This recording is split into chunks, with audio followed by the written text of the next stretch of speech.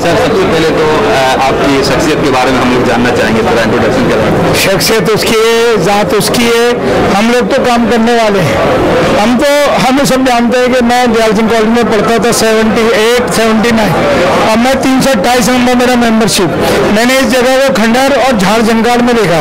सिराज साहब ने कहा मैं पूरा करा दूंगा, उन्होंने करा दिया, सर ने उनको सपोर्ट करा। सिराज साहब की उंगली पकड़ के जो चले वो उनका साथ बीच में छोड़ गए। अगर हमारे माँ बाप बूढ़े हो जाए तो क्या हम उनको घर से निकाल देंगे? नहीं, सिराज साहब ने कहा था जो करके दिखाया। अब ये पैनल आया है, ये काम करेगा और मैंने तो अपने उसमें कहा है कि अगर ये पैनल काम नहीं करेगा तो हम उनके भी खिलाफ हो जाएंगे। काम करने वाला चाहिए आने वाली नस्ल हिंदुस्तान की, चाहे वो हिंदू हो, मुसलमान हो, सिख हो, ईसाई, बच्चा वो देखे कि हाँ ये इदारा किसी ने बनाया पढ़ाई लिखाई के लिए। तो जो लोग यहाँ से गए उनको ये माना जाए कि सिराज साहब काम नहीं कर रहे थे उससे चले गए? नहीं, सिराज साहब काम नहीं कर रहे थे। अगर वो ये होते तो वो इलेक्शन नहीं लड़ते। वो सब इलेक्शन में उतर गए। 7 प्रेसिडेंट इलेक्शन लड़ रहे हैं, क्यों? अगर वो सही थे तो जोड़ के चलते सबको, वो जोड़ ही नहीं पाए तो सेंटर क्या चलाएंगे? सलमान साहब जो कभी नजर नहीं आए, वो सलमान साहब इलेक्शन लड़ रहे हैं। कभी एक मीटिंग में तो आए हो, कभी कुछ रुपए चंदा तो मदद तो करी हो सेंटर के लिए, कभी नहीं करी। फिर आज ख्वाब देख रहे हैं। मैं तो अबरार साहब की बात कर रहा हूँ। चलिए अब मैं खोल ही थी बात, अबरार साहब ने भी भूल बजाया, तो अबरार साहब लोगों को संभाल के क्यों नहीं रख सके? क्यों उनमें से कोई सलमान साहब के साथ, कोई प्रेसिडेंट के लिए, कोई कहीं क्यों होता है?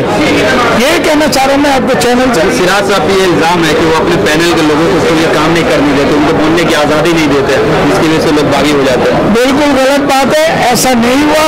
हमेशा साथ लेकर चले हैं, मीटिंग करिए, हमेशा उन्हें मौका दिया है, सिखाया है। अगर नहीं करना चाहते, नहीं करा तो उसमें किसका क्या इल्जाम? अब आपको क्या लग रहा है? आप लोग इतनी कैंपेनिंग करने इतना मेहनत कर रहे हैं, जीत के कितने करीब अपने आप को देख रहे हैं? देखिए, एक तरफ वो सारे लोग हैं और एक तरफ सिराज साहब का पैनल है। वायदा आपके सामने है कि हम इलेक्शन लड़ रहे हैं, हम जीतेंगे तो हम पैनल के, हम सेंटर के लिए काम करेंगे। वो सब आपके सामने है और सब जानते हैं कि किसने काम किया है और लिखा हुआ भी है कि सिराज साहब के काम को और सिराज साहब के नाम को। बस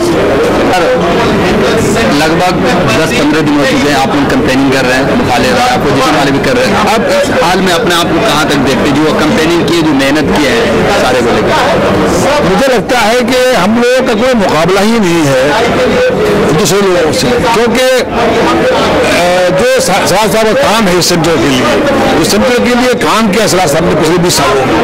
और हम जो इस पैनल के तमाम लोग हैं, डॉक्टर माजिद तालिकोटी और वाइस प्रेसिडेंट कैंडिडेट जो है कलीम हफीज, और मैं सुप्रीम कोर्ट का वकील हूँ इरशाद अहमद नाम है मेरा। हम सब लोगों ने जो समाजी खिदमात है हमारे, उन खिदमात को मेंबरान जो यहाँ के पढ़े लिखे हैं मेंबरान, वो मेंबरान जानते हैं, हमारे खिदमात को जानते हैं, हमारी समझ है उनको। उन मेंबरान के अंदर ये तफरीक है, ये कैसा पैनल है। लिहाजा पैनल के तमाम लोग की समाजी खिदमात को कोई बुलाया नहीं जा सकता है। लिहाजा हम लोग अकेले ही इस वक्त कम से कम 700 वोटों पे है, बाकी तमाम लोग मिला के 700 वोट पे नहीं है। आपके पैनल के किसी बंदे ने कहा था हम लोग रेस में बहुत पीछे हैं, गलत बोला, उन्हें समझ नहीं होगी। हम लोग तो परख है, लोग कम से कम 2000 वोटों में से 18 लोगों को नाम से जानते हैं। लिहाजा हम जानते हैं, समझते हैं, क्योंकि सब लोग इस यहाँ के मेंबरान जो है वो सब हर शहर के इज्जतदार लोग हैं, किसी न किसी इदारे से जुड़े हुए लोग हैं, वकला हैं और टीचर्स हैं, दानिश्वर लोग हैं, हमारे टच में हैं, उनके एहसास मालूम है, कहाँ वोट डालेंगे ये भी मालूम है।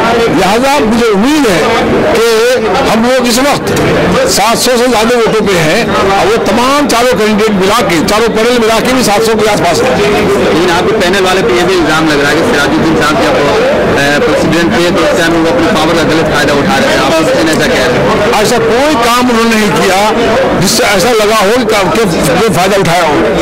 ना वहाँ पे उन्होंने कोई करप्शन करने दिया किसी को, खुद किया, न किसी बीओटी को करने दिया, न खुद उन्होंने कोई कमरा फ्री लिया, न किसी बीओटी को लेने दिया, न कॉफी शॉप में या उसके रेस्टोरेंट में फ्री खाया न खाने दिया।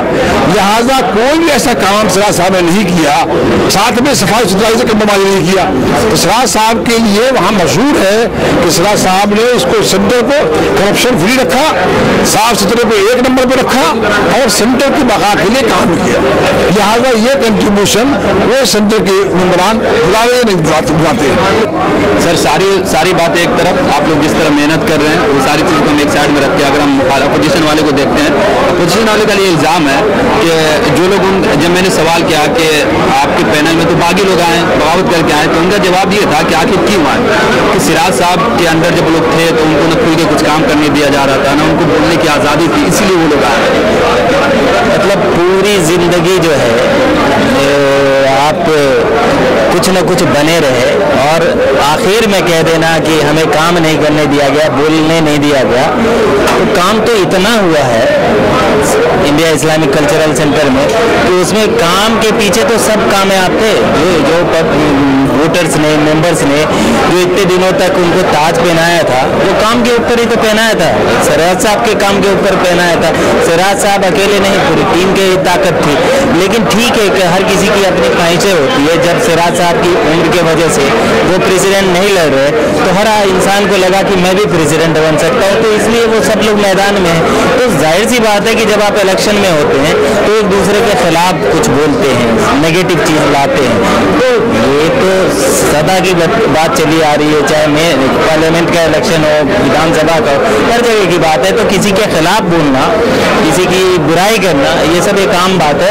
लेकिन मेंबर्स ज़रूर जानते हैं कि सिराज साहब ने क्या किया है, अपने आप को, पूरी ज़िंदगी, अपने कारोबार को सब कुछ वक्त कर दिया है इंडिया इस्लामिक सेंटर के ऊंचाई तक पहुँचाने के लिए। अच्छा, आप इतने दिनों से कैंपेनिंग चल रही है, अब अपने आप को जीत के कितने करीब देख रहे हैं? अल्लाह ने चाहा और मेंबर्स से जिस तरीके का रिस्पॉन्स आ रहा है, वोटर्स से जिस तरीके का पॉजिटिव वाइब्स आ रहा है, तो मुझे लगता है कि 12 तारीख को इंशाल्लाह हम लोग ज़रूर जीतेंगे। सर लास्ट सवाल, आपके पैनल के किसी बंदे ने कहा था कि हम अभी रेस में काफ़ी पीछे हैं। पता नहीं, आपने सुना होगा, मैंने तो नहीं। वाले ने हमें कहा कि भाई आप लोग काफ़ी पीछे हूँ, ये आपने सुना होगा, मुझे तो नहीं पता। अपोजिशन वाले का इल्ज़ाम है, अबरार के पैनल वाले ने आपका इल्ज़ाम लगाया कि उनके पैनल के लोग कह रहे हैं, उनके पैनल के लोग, जाहिर सी बात है वो लोग इलेक्शन में तो क्या कहेंगे कि सिराजुद्दीन कुरैशी साहब लोग जीत गए। जाहिर सी बात है कि वो किसी को पीछे कहेंगे, खुद को आगे कहेंगे, ये तो सदा की बात है। ये तो वोटर्स बताएंगे कि कौन आगे है, कौन पीछे है, और रिजल्ट इंशाल्लाह 12 तारीख को सिराजुद्दीन कुरैशी साहब एंड टीम की हक में होगा इंशाल्लाह। बहुत शुक्रिया।